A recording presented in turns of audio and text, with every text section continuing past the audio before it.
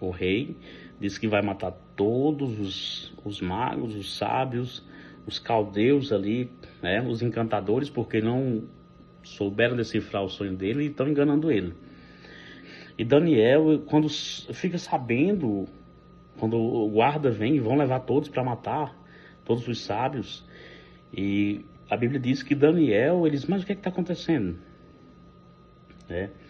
Daniel avisa prudentemente a Arioque, chefe da guarda do rei, que tinha saído para matar os sábios da Babilônia. E disse a Arioque, encarregado do rei, porque é tão severo o mandado do rei? Daniel está perguntando, por que o mandado do rei é tão severo? Por que é tão, a exigência dele é tão grande? E ele diz assim, ó.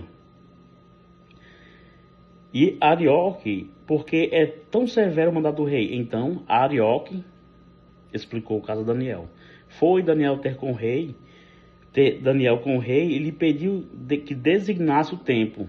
E ele revelaria ao rei a interpretação. Então ele está dizendo, olha, me leva até o rei, me deixa falar com o rei e dizer que há uma interpretação, essa interpretação só pode ser dos céus, do Deus Todo-Poderoso, mas que ele vai ter a resposta. Me dê uns dias, né,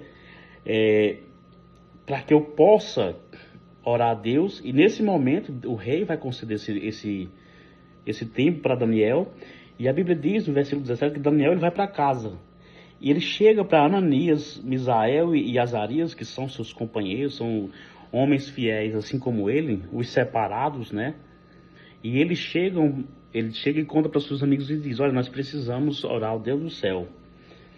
Ele diz assim, ó, para que pedissem misericórdia a Deus do céu sobre este mistério, a fim de que Daniel e seus companheiros não perecessem com o resto dos sábios da Babilônia. Então imagina você, que está colocado, está numa prisão, tá cativo, né? Foi levado a cativeiro, você foi tirado da sua casa, do seu lado, do seu povo, da sua descendência, da sua família, você vai para um lugar totalmente estranho, sendo um escravo, e agora Daniel ele se coloca no lugar que é ou que deve ser a postura daquele que realmente é um cristão. O que é que Daniel faz? Ele intercede pelos demais, porque muita gente ia morrer. E Daniel chega, tem a ousadia de pedir para que o rei lhe desse uma oportunidade para dar resposta. Fala com seus amigos, eles vão orar, vão pedir a Deus para que, a partir dessa atitude e da resposta de Deus, todos pudessem ser salvos. Então a preocupação deles não é só mais com suas vidas, mas com todos os que estão ali para serem massacrados pelo decreto do rei. E é aí que chegou onde a gente leu, que ele diz aqui, ó, então foi revelado o mistério a Daniel numa visão de noite. Daniel bendisse o Deus do céu, certo? Então a oração de Daniel ali é um ato de humildade. Enquanto o rei está decretando uma morte para todos ali, porque ele pode, né? Daniel está dizendo aqui, olha, Senhor, tem misericórdia. Então, a oração de Daniel não se baseia num momento de arrogância. Daniel, ele vai exaltar a Deus por vários motivos especiais. E a gente vai entrar nos motivos agora que a gente pode dizer claramente, para qualquer situação, para qualquer mal, que nós temos motivos para exaltar a Deus. Eu tenho motivos, você tem motivos, certo?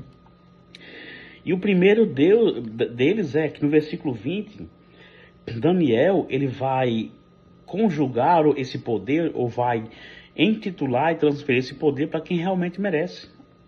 A Deus. O poder e a sabedoria pertencem a ele. Ele diz no versículo 20, ó. Disse Daniel, seja bendito o nome de Deus de eternidade a eternidade, porque dele é a sabedoria e o poder. Então, a primeira coisa que Daniel está dizendo, olha, Senhor, bendito seja o teu nome, porque o Senhor é o dono de tudo.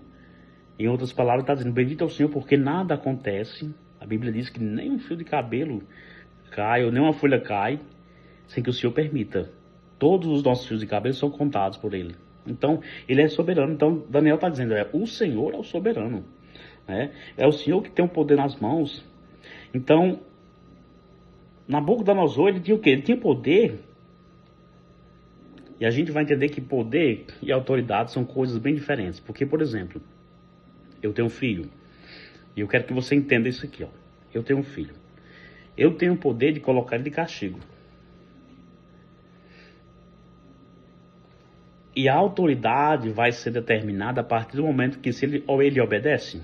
Por exemplo, você tem um filho e ele está te dando trabalho e você vai pegar ele e vai colocar... Você tem o poder para fazer isso. Você pega ele e coloca de castigo em um canto ali sentado. Ali, você não vai sair daí por 30 minutos até você aprender a se comportar.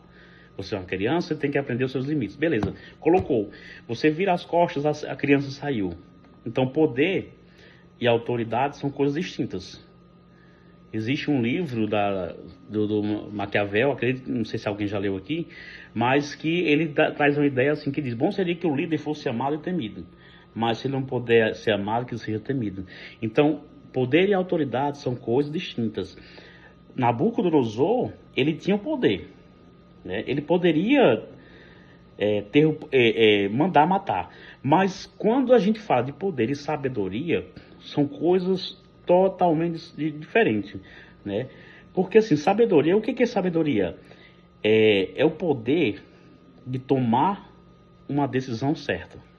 Sabedoria é o poder de tomar uma decisão certa. E o poder é a capacidade de torná-la efetiva. Então eu preciso ter a sabedoria para tomar essa decisão e o poder para efetivar essa minha tomada de decisão de uma forma justa, concisa, né? Então Daniel está dizendo, olha, o Senhor, do Senhor é o poder e a sabedoria. Então eu tenho motivos para exaltar a Ele, porque dele, por Ele e para Ele são todas as coisas, certo? Então Daniel está declarando isso. A segunda coisa, ele vai dizer, Deus é o Senhor do tempo. Nós temos um Deus que é o Senhor do tempo.